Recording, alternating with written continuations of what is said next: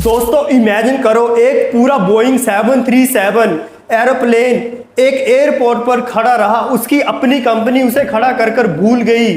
और हाँ, ये कोई मूवी का सीन नहीं है, ये एक रियल इंसिडेंट है जो एयर इंडिया के साथ हुआ था। बोइंग 737-200 1982 में इस एयरक्राफ्ट को इंडियन एयरलाइंस में शामिल किया गया था। और हाँ, लगभग 25 साल तक यह हजारों यात्रियों को एक देश से दूसरे देश और इंडिया के एक कोने से दूसरे कोने तक लोगों को ले जाता रहा। फिर आया 2017, इस जहाज को पैसेंजर प्लेन से बदलकर एक कार्गो एयरक्राफ्ट में बदल दिया गया और इसकी ड्यूटी चेंज कर दी गई। और यह इंडियन पोर्टल की सर्विस में लेटर्स और पार्सल को एक जगह से दूसरी जगह ले जाता था। इसी बीच इंडियन एयरलाइंस और एयर इंडिया का कंबाइन चल रहा था।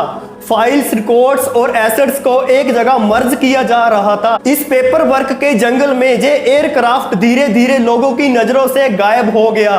2012 में इसे नेताजी सुभाष चंद्र बोस इंटरनेशनल एयरपोर्ट पर पार्क कर दिया गया और वहां से यह कभी दोबारा नहीं उड़ा। और ना ही इसकी कभी मेंटेनेंस हुई, ना ही रेगुलर चेकिंग में रहा, ना ही पेपर वर्क में ये जहाज रहा।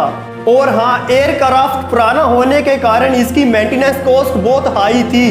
सबसे शॉकिंग बात पता क्या थी? ये जहाज एयरपोर्ट पर तो खड़ा रहा पर पेपर वर्क से डिसपेपर हो चुका था। ना ही इसका कोई रिकॉर्ड था और ना ही पता था ये किसका जहाज है। सोचो, कोई मोबाइल या कोई बैग नहीं, 30 टन का एक एरोप्लेन पेपर वर्क के चक्कर में सदा के लिए एक कोने में खड़ा रहा या पेपर वर्क से गायब हो गया।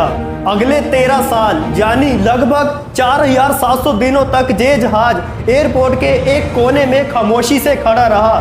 ना किसी ने ध्यान दिया, ना किसी का ध्यान इस पर गया।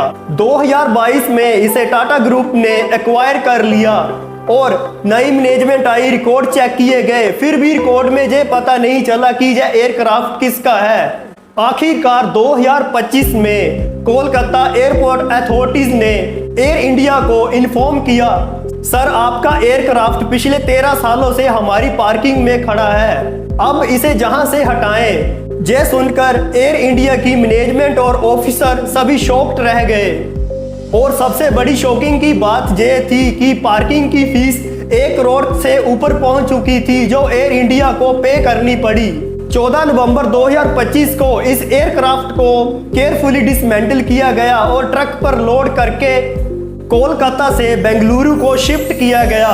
आज भले ही ये एरोप्लेन फ्लाई नहीं करता बट ये नए मेंटेनेंस इंजीनियर्स की स्टडी के लिए यूज किया जाता है। एक भूला हुआ एरोप्लेन जो कभी आसमान की सैर करता था, आज वह फ्यूचर्स इंजीनियर के लिए सीखने के काम आता है। तो कभी कभी हिस्ट्री की अनबिलीवेबल स्टोरी रियलिटी में हैपन होती है। आज के लिए बस इतना ही, मिलते हैं एक नई वीडियो में नए टॉपिक के साथ। तब तक के लिए टेक केयर।